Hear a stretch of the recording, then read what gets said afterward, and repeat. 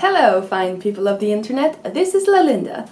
Today I'm going to talk about one of my obsessions. This is going to be probably a new little bit of a more geeky playlist of mine, because I have a few obsessions, and when I really obsess, I really obsess, you know? And today I'm going to talk about the British drama series Doctor Who.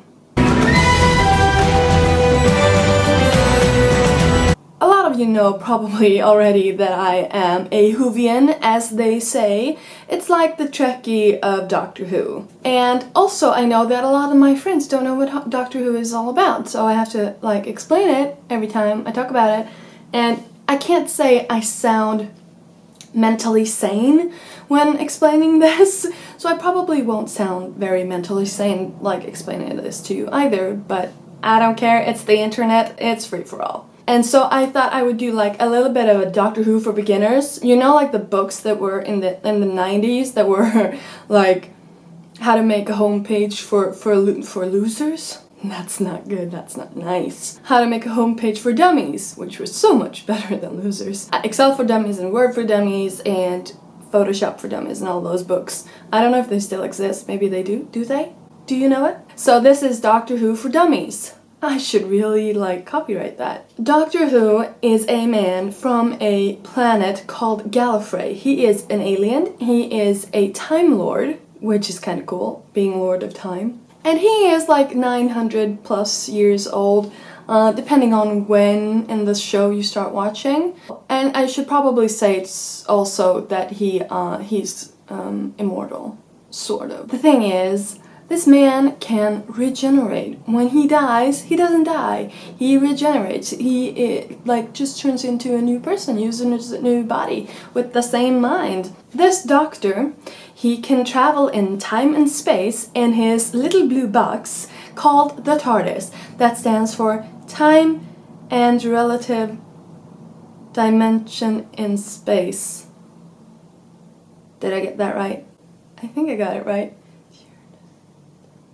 And this blue box, it looks like a police phone box from the 60s. In this TARDIS, he flies all around universes in all of time and saves people.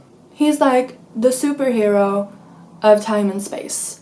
And did I mention the show Sci-Fi? Probably should have mentioned that.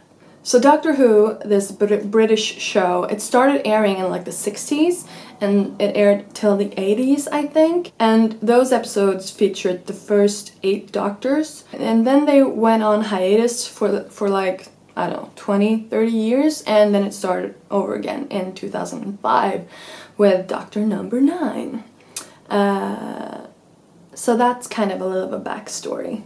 The 8th season featuring the 12th Doctor is coming up August 23rd, and I am so freaking excited.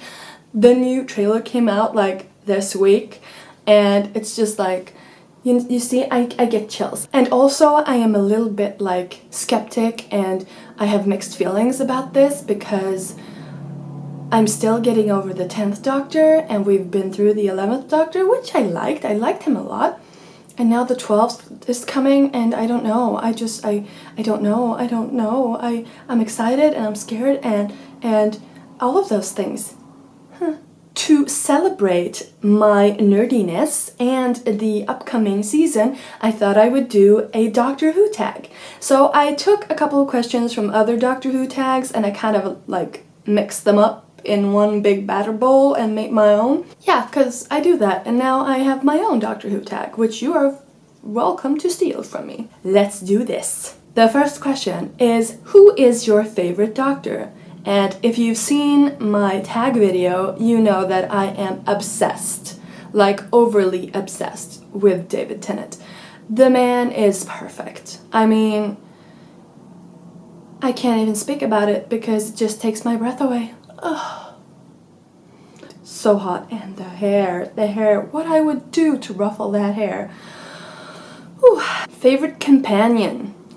I have 2. I'm allowed to have 2. My favorite companion, due to humor, is Donna, because she is so hilarious, and I love her like banter with the Doctor, and she's not like attracted to him, which kind of makes their relationship a whole lot more just fun and relaxed. And my second favorite companion is Rose, because I mean, Rose's and the 10th Doctor's relationship, it's just so gut-wrenching and so beautiful, and I want that for myself, but with a different ending.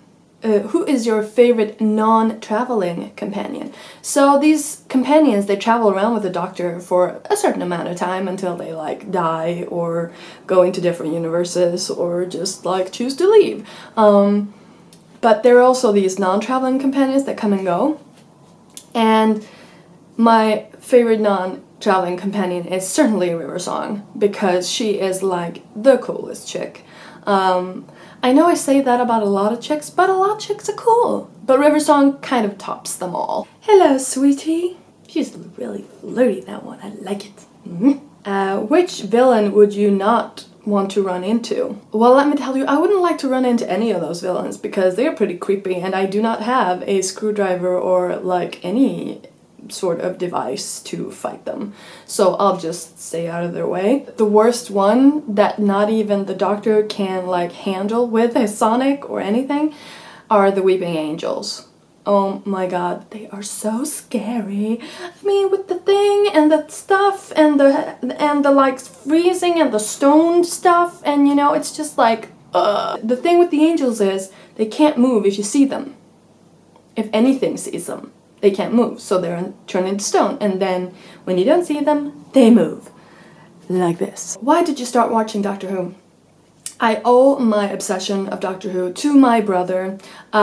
He wanted me to watch the 50th anniversary special with him this Christmas, and then the Christmas special, and I was like, okay. And I kind of got hooked. After the 50th anniversary and this Christmas special, I started watching the 5th season because I kind of got a crush on Matt Smith.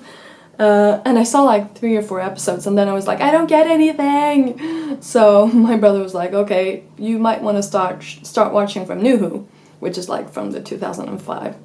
So I did, and now I'm hooked. Which ones are your top 3 episodes? This is like Sophie's choice. Which is my favorite child? I don't know. I don't want to pick. Do I have to? Yeah, you do.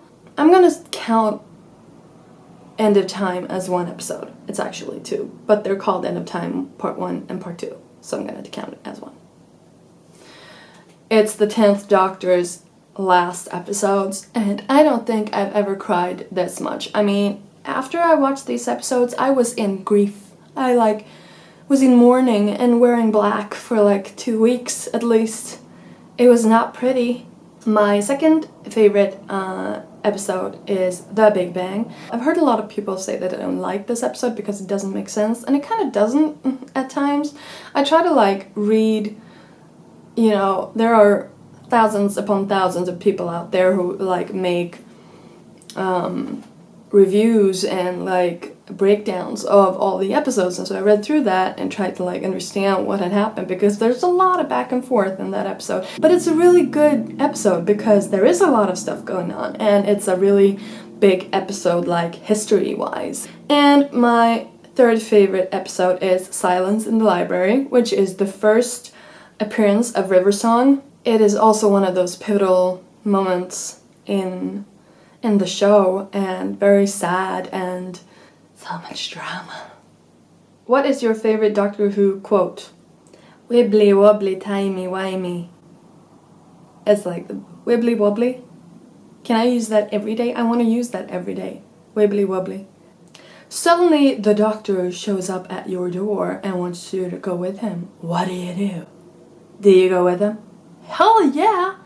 Ugliest cry moment. There's a lot of cry moments in this show.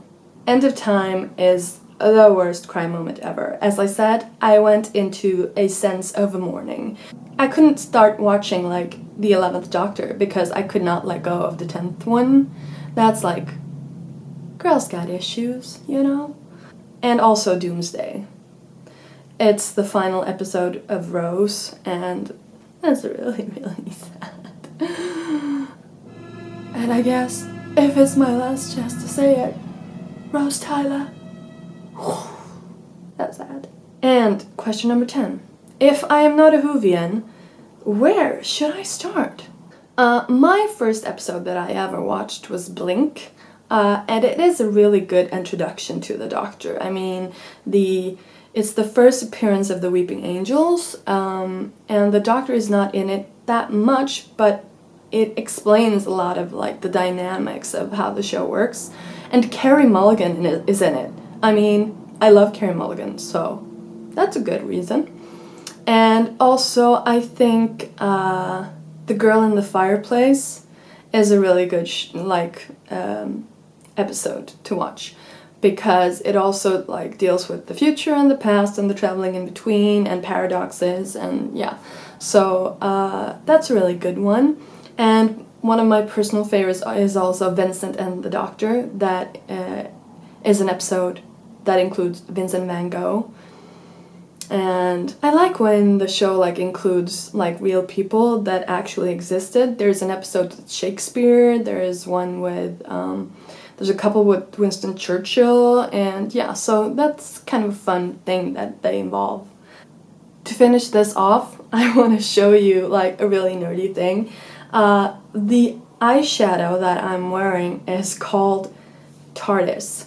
It is Tardis Blue from Shiro Cosmetics, a brand I have mentioned before, and it is from a US brand, and they do like,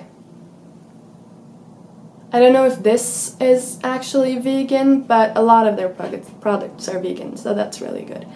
And it has a TARDIS on it. Like, how could I refuse? How could I resist? So thanks for watching. That is my Doctor Who for Dummies. And if you like this video, or if you like Doctor Who as much as I do, please give it a thumbs up down below. And if you want more Doctor Who or more of me, then please hit the subscribe button. And tell me in the comments down below if you do this tag, or if you want to do it in your blog, or on Tumblr, or your own YouTube channel, or wherever. You're allowed to like just take the questions and do it yourself. But I want to see, because I want to talk more about Doctor Who. So comment down below if you use it. And yeah, that's it. I'll see you next time. Bye! But now to hell with that, so let's flaunt it, baby.